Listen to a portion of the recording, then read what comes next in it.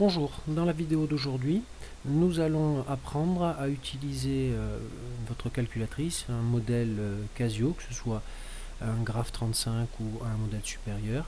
Donc utiliser cette calculatrice pour obtenir la courbe représentative d'une fonction ainsi que son tableau de valeurs. Donc la première chose quand vous êtes sur votre menu, sur votre page d'accueil, entre guillemets, c'est d'aller dans la partie graphe, donc soit vous vous déplacez de votre curseur, soit vous tapez directement le numéro 5, et on tombe sur la fenêtre dans laquelle on doit rentrer la formule de notre fonction. J'ai décidé aujourd'hui de travailler avec la fonction 2x carré, donc 2, le x étant affiché à l'aide de cette touche, donc 2x carré moins x plus 1. Vous ferez attention en ce qui concerne l'utilisation des signes moins. Ce signe moins là correspond à l'opération. Une opération, une soustraction. Cette touche, en revanche, est utilisée quand vous voulez afficher un nombre négatif. Par exemple, ici, si ma fonction avait été moins 2x carré moins x plus 1, ce n'est pas ce signe-là qu'il faut utiliser, c'est celui-là. Sinon, votre machine vous renverra un signal d'erreur. Bon, en ce qui nous concerne aujourd'hui, moi, j'ai décidé de travailler avec cette fonction-là, 2x carré moins x plus 1. On valide, et à partir du moment où on valide, on peut tout de suite obtenir la courbe représentative de la fonction, c'est draw en anglais, qui est commandée par la touche F6, puisque je pense que vous maîtrisez ce système-là, mais chez Casio, vous avez tout un tas de fonctions qui s'affichent en bas de votre écran, et ces fonctions sont commandées par les touches de F1 à F6, évidemment, comme draw est en dessous de F6, c'est là qu'il faudra appuyer pour obtenir la courbe que nous avons ici. Donc, on est content, on a notre courbe représentative, sauf que on s'aperçoit quand même que notre courbe occupe une place infime de notre écran, et un écran qui n'est pas non plus très grand, et on a toute cette partie-là qui n'est pas utilisée.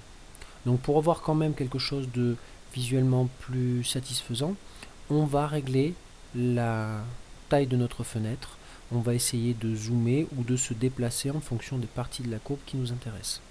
C'est Window, fenêtre en anglais, et comme c'est en jaune, c'est commandé par la touche Shift. Donc, Shift F3, Window, et on s'aperçoit que de manière totalement arbitraire, enfin, c'est un réglage préétabli, notre calculatrice est telle que la valeur minimum de x est à moins 6,3 et la valeur maximum de x à 6,3 et moins 3,1 et plus 3,1 pour y, ce qu'on peut changer. Alors nous, ce que l'on va faire, c'est qu'on va se placer à, par exemple, moins 4, 4 pour x. Par contre, le y minimum, comme on s'est aperçu que la courbe ne descendait jamais en dessous des valeurs négatives des ordonnées, on peut se placer à 0 et on va essayer de remonter un petit peu plus. On va voir, on va faire un réglage pour aller jusqu'à 10. Alors, un petit rappel par rapport à ces réglages. Je vous ai déjà dit en fait que les réglages de votre fenêtre dépendaient beaucoup de ce que vous vouliez obtenir, et c'est surtout quelque chose que vous allez faire en tâtonnant, c'est-à-dire que si ça se trouve, le réglage que nous venons d'effectuer n'est pas satisfaisant et on sera obligé de revenir sur ce réglage là. En sortant, on revient sur le tracé et on s'aperçoit qu'on a quand même quelque chose de beaucoup plus agréable, mais vous voyez, on a donc nos graduations, moins 1, moins 2, moins 3, moins 4. Je pense qu'on peut se limiter à un intervalle qui va de moins 3 à 3, avec les réglages que l'on a fait. Donc on revient dans la fenêtre, moins 3, 3, on ressort, on trace, et voilà, on obtient quelque chose comme ceci. Alors, je vais m'arrêter là pour le réglage de la fenêtre. Sachez que le réglage de la fenêtre va dépendre de l'intervalle de définition sur lequel vous étudiez votre fonction, qui est précisé dans le texte, et va aussi dépendre du tableau de valeurs, c'est-à-dire des valeurs que vous allez obtenir, des images que vous allez obtenir. Il faut que vous ayez votre courbe qui soit dessinée en entier. Voilà. Maintenant, pour nous, une fois que nous avons la courbe représentative qui nous montre bien l'allure, qui va nous aider à la représenter sur le papier, ce qui va être très intéressant, un outil très pratique, c'est le tableur. En fait, le tableau qui va compiler l'ensemble des abscisses et des ordonnées des points de cette courbe. Pour cela, vous revenez dans Menu. C'est une petite différence avec le modèle TI. Et vous avez Table dans la rubrique 7. La fonction est déjà rentrée. Vous tapez sur F6. Alors, ça, ce qui s'affiche là, c'est un bug de mon émulateur. Mais pour vous, normalement, ça doit marcher. Je suis obligé, moi, de retaper la fonction. Donc, il me demande si je veux l'effacer. Oui.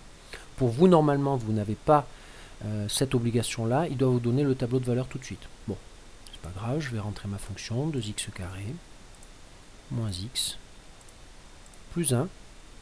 Évidemment, je valide. Et mon tableau sera donné en appuyant sur la touche F6. Et voilà. Alors, la différence avec le modèle Texas, c'est que le tableau chez Casio est pré-réglé comme chez Texas, mais il a un début, il a une fin.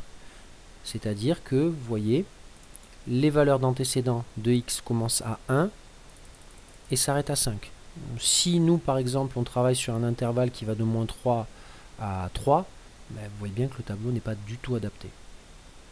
Chez Texas, le tableau a un début, mais n'a pas de valeur de fin.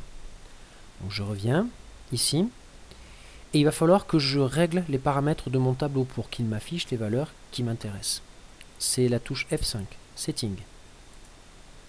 Voilà. Tab Setting, réglage du tableau. Il vous demande la valeur de début, mais ça correspond bien à ce que l'on avait. On avait un tableau qui commençait à 1, qui s'arrêtait à 5. Et le step, c'est le pas, il est de 1, c'est-à-dire qu'il va faire des calculs de 1 en 1.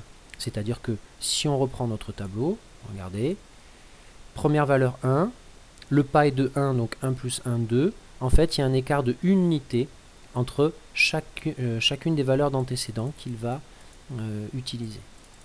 Donc, je ressors, je vais à nouveau dans mes réglages. Mettons que je veuille que mon tableau commence à moins 3. Vous voyez l'utilisation du signe, je vous en parlais tout à l'heure. Moins 3. On peut laisser la fin du tableau à 5. On peut la mettre à 3 puisqu'on était entre moins 3 et 3.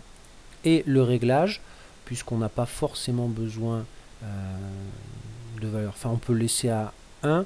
Ou alors, je vais régler et je vais vous montrer qu'on peut aller aussi de 0,5 en 0,5. Ce qui nous donnera plus de valeur pour tracer notre courbe. Voilà. Je ressors. Je vais à nouveau dans mon tableau. Et je constate quoi? Je constate que je commence à moins 3 et que je m'arrête à 3. J'ai donc toutes les valeurs d'image correspondantes. L'image de x égale 3 de l'antécédent 3, c'est 16. Et autre chose que je remarque, c'est que comme j'ai demandé un pas de 0,5, il va faire varier, enfin il va prendre des valeurs d'antécédents de 0,5 en 0,5. Donc moins 3, moins 2,5, moins 2, moins 1,5. Voilà.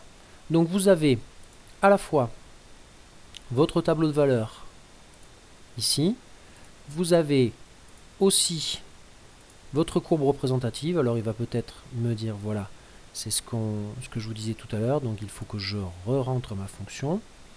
Je vous la remontre, donc 2x carré moins x plus 1, voilà. Avec bien évidemment le réglage de la fenêtre.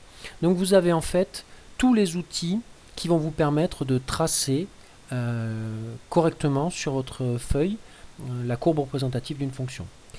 Je me permets aussi de faire un petit rappel. Sachez que dans cette fiche qui concerne les fonctions de référence, vous pouvez retrouver toutes les caractéristiques des fonctions étudiées justement en observant la courbe représentative des fonctions. Je m'aperçois ici que cette courbe représentative, eh bien, elle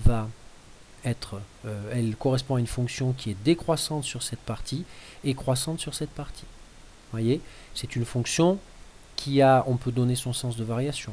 On peut aussi voir qu'elle n'a aucune valeur interdite, donc elle est définie sur R. Donc, le dernier message que je voulais vous faire passer, c'est que en observant la courbe représentative d'une fonction et d'une fonction de référence qui plus est, vous êtes capable de retrouver toutes ces caractéristiques. Voilà. Mais écoutez, j'espère avoir été suffisamment clair dans cette vidéo. Si vous avez des questions, n'hésitez pas à me contacter pour me les poser. Je me ferai un plaisir d'y répondre. Je vous remercie de votre attention. Je vous dis à bientôt. Bon courage.